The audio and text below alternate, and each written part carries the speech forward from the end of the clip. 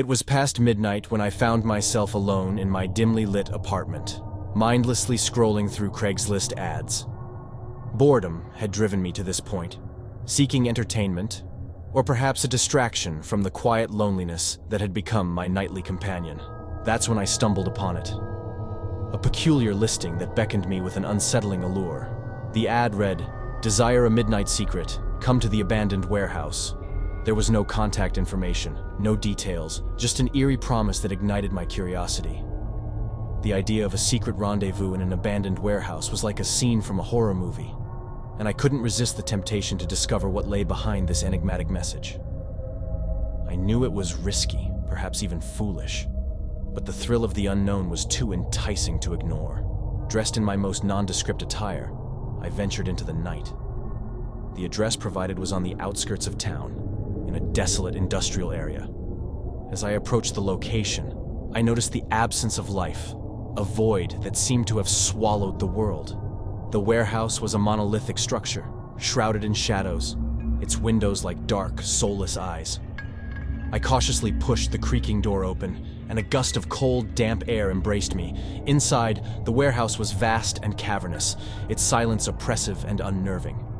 A dim, flickering light hung from the ceiling, swaying gently, casting eerie shadows that danced along the cracked concrete floor. As I ventured further into the darkness, I heard faint whispers, almost like ghostly murmurs in the distance.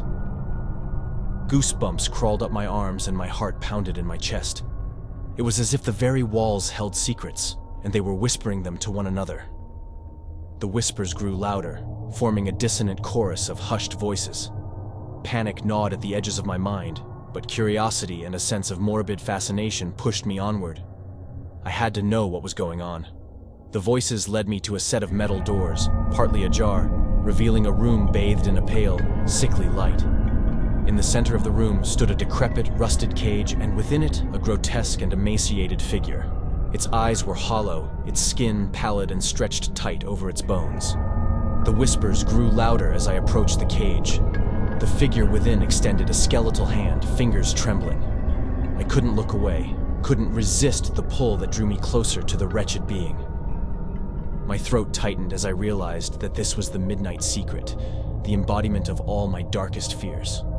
The figure began to speak, its voice a tortured, rasping murmur, recounting stories of unspeakable horrors and forgotten sins. It delved into the depths of my own darkest secrets, laying them bare before me.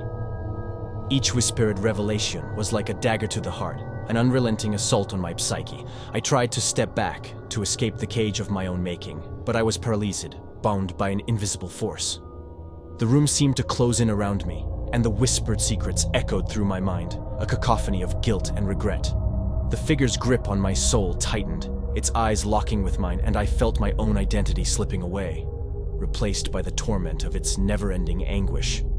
My own fears and regrets consumed me, leaving me hollow, a mere shell of my former self. I don't remember how I escaped that warehouse, but the horrors I witnessed that night continue to haunt me. The secrets I had tried to bury were now a part of me, tormenting my every waking moment. I had sought a midnight secret, and it had devoured my soul, leaving me forever changed, forever bound to the darkness that had lured me in.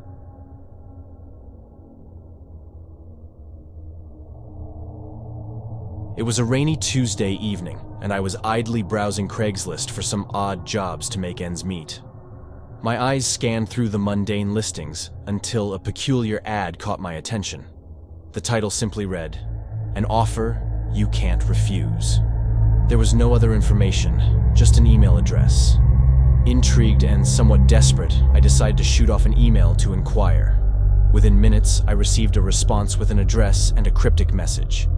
"Come to 112 Elm Street at midnight. Don't be late."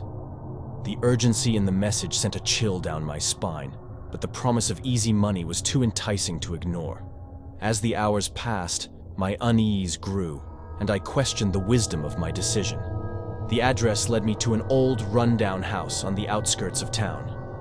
The overgrown garden and cracked windows gave the place an eerie, abandoned feel. The rain continued to pour, adding to the sense of foreboding. I hesitated outside the decrepit front door, soaked to the bone, but the thought of financial relief spurred me forward. My knock echoed through the hollow interior. The door creaked open, revealing an elderly man with a hunched back, his face hidden in shadows. "You're late," he hissed, his voice wavering with a strange mixture of anger and relief. He ushered me inside, and the oppressive atmosphere sent a shiver down my spine. The dimly lit room was adorned with strange symbols on the walls and floors, and the air was thick with an unsettling scent. The old man pointed to a table where a large, ornate box lay. He explained that I was to guard the box through the night, and in return, he would pay me a handsome sum. "Guard it with your life," he warned before retreating into the shadows. The door slammed shut behind him, and I was left alone with the mysterious box. The hours dragged on, and the room grew colder, the symbols on the walls appearing to shimmer and dance in the dim light. My imagination ran wild, and I began to wonder what could be so valuable in this ornate container. I resisted the urge to open it, as I had promised to guard it, not snoop inside. As the clock struck midnight, a loud, eerie wailing pierced the silence, and the symbols on the walls glowed with an otherworldly light. Panic gripped me, and I considered fleeing, but the promise of money kept me rooted in place. The box began to rattle and emit a haunting, ethereal melody. It was as though something otherworldly resided within, something trapped and yearning to be free. My heart pounded in my chest as I watched in horror, unable to look away. Then, with a deafening explosion, the box burst open, and a swirling vortex of darkness emerged. I stumbled back, unable to comprehend the monstrous form that rose before me. It was a grotesque, shadowy creature, its eyes gleaming with malevolence. It reached out with elongated, bony fingers, and I knew that my life was in grave danger. With nowhere to run, I closed my eyes and braced for the inevitable.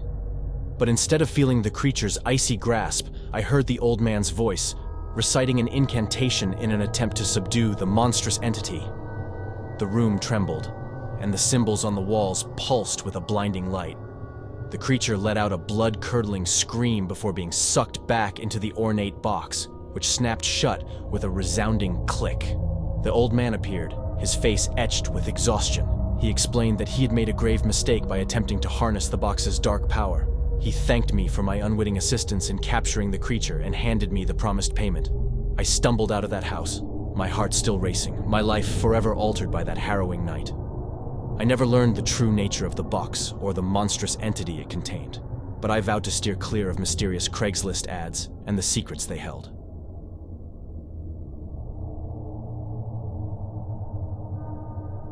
I was a young and broke college student, desperate for some quick cash. Craigslist had always been my go-to for odd jobs, but one evening I came across an ad that would change my life in the worst possible way. The title of the ad was simple: "Make $500 easy, one night's work." It seemed too good to be true, but my bank account was nearing empty, so I sent a quick message. Moments later, I received a response with an address and a stern message: "Be there at 10 p.m. sharp." The location was in a remote, run-down part of town, an area I'd never ventured into before. The rain was pouring down as I arrived at the address. A derelict building loomed in front of me, its windows shattered, and its walls covered in graffiti. I hesitated but decided to proceed. I found a rusty door, the only entrance, and knocked. A shadowy figure opened it, revealing a tall, gaunt man with sunken eyes. He spoke in hushed tones. "You're here for the job, follow me." I stepped into the dilapidated building, my heart pounding, as I followed the man down a dark, narrow corridor. The only source of light was a flickering fluorescent bulb overhead, casting eerie shadows on the peeling wallpaper. We arrived at a small, dimly lit room, and my heart sank as I saw the contents. The room was filled with rows of antique dolls, each one more unsettling than the last. They had cracked porcelain faces, faded eyes, and tattered clothes. It was like a nightmare from a horror movie. My unease grew as the man handed me a dusty old journal. He explained the job. I was to sit in the room for 1 hour, documenting any strange occurrences or eerie phenomena. The 500 was mine if I made it through the night. It all seemed so absurd, but desperation clouded my judgment, and I agreed. He left me alone in that room with the dolls. I set up my journal and tried to shake off the sense of dread that had settled over me. But as I watched those lifeless dolls, something in the air felt wrong, as if they were watching me in return. The room was silent, save for the occasional creaking of the old building. Minutes turned into hours, and I began to feel an odd presence, as if I was being observed by more than just inanimate objects. I convinced myself that it was just my imagination, the isolation playing tricks on my mind. Just as I was about to dismiss it all as nonsense, I heard a faint giggle, high-pitched and eerie, coming from somewhere in the room. My heart raced and I scanned the dolls, trying to identify the source. But none of them had moved. Then, I heard another giggle, closer this time. It was as if the sound was moving around the room, playing with me. Panic set in as I realized that I was not alone in there. I reached for the journal to document the strange occurrences, but my trembling hand knocked it to the floor. As I bent down to pick it up, a chilling whisper brushed against my ear. "Play with us." I sprang to my feet, my heart pounding in my chest.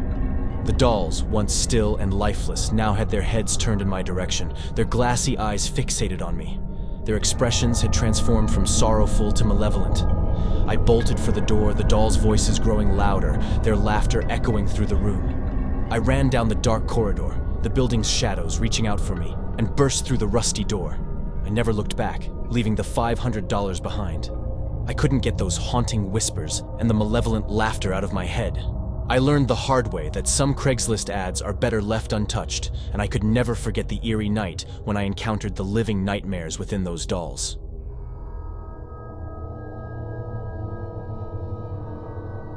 If you enjoyed the video, please make sure to smash that like button and subscribe for more scary horror stories. See you on the flip side.